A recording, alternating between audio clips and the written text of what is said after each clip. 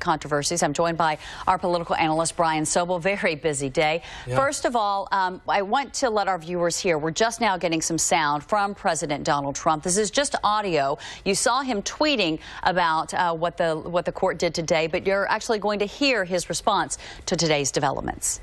Of our country is at stake, and it's a very, very serious situation. So we look forward, as I just said, to seeing them in court.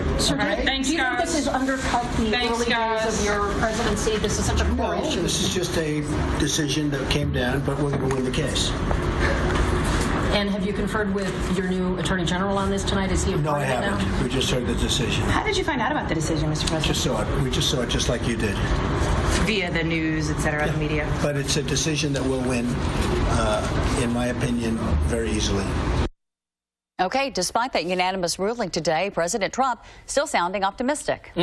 Well, first of all, the ruling today upholds the stay. Right. So, you know, there's a lot more to do, or a lot further to go in this case. And now we'll wait the word from the White House as to which way they're going to go, and you know, legal experts will weigh in as to whether it goes straight to the Supreme Court, or that'll be the request, or they attempt to get Anthony Kennedy oversees the Ninth Circuit to impanel what they call embank a group of 11 judges in the Ninth Circuit to rule on this. So in other words, taking the 3 and expanding it, but a lot more to come on this. Yeah, but when you look at this as an analyst, we're just a few weeks into President Donald Trump's presidency.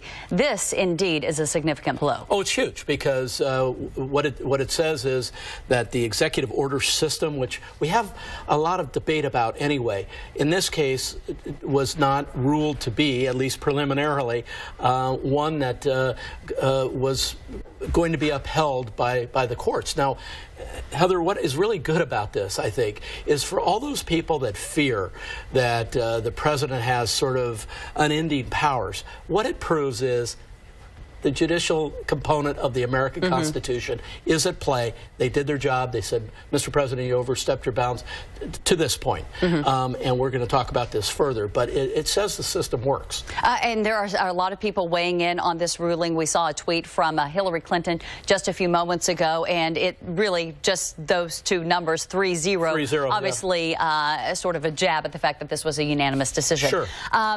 President Trump getting some criticism for his tweeting, attacking Nordstrom, but Kellyanne Conway basically using her voice to promote and encourage people to buy Ivanka's clothing line. What do you make of that?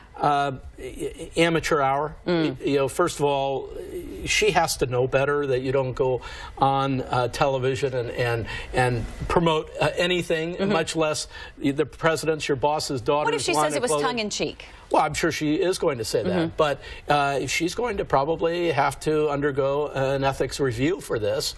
And as you already heard, I mean, she's had to walk back from it, and she took a trip to the woodshed. We don't really know what it means to be counseled, but we all know from our own lives you don't want to be counseled. That's right, and it's the counselor being counseled, which I think also said something.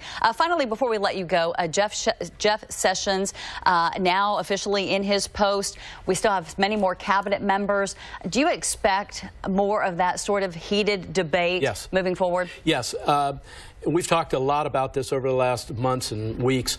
The Democrats have taken the position that they're going to fight every one of these appointments, and they will lose each one of them because the numbers mean that they can't win based on a number of senators and so forth. And we saw with DeVos what happened with the vice president coming in and casting the first, you know, the vote to nominate or to confirm her. So this is going to keep going on. I don't know about the strategy of that. We'll have to wait and see. And won't perhaps even Republicans keep throwing up, well, listen, by this time of the Obama administration, 20+ cabinet members were appointed. We only have 8. So doesn't that say something? I mean, one would think that Republicans would be using that. Well, and I think it's a legitimate criticism from that perspective, but the Democrats are saying, on principle, we can't vote for these people. All right. Brian Sobel, thanks so much for joining us today on this very busy news day. Ted?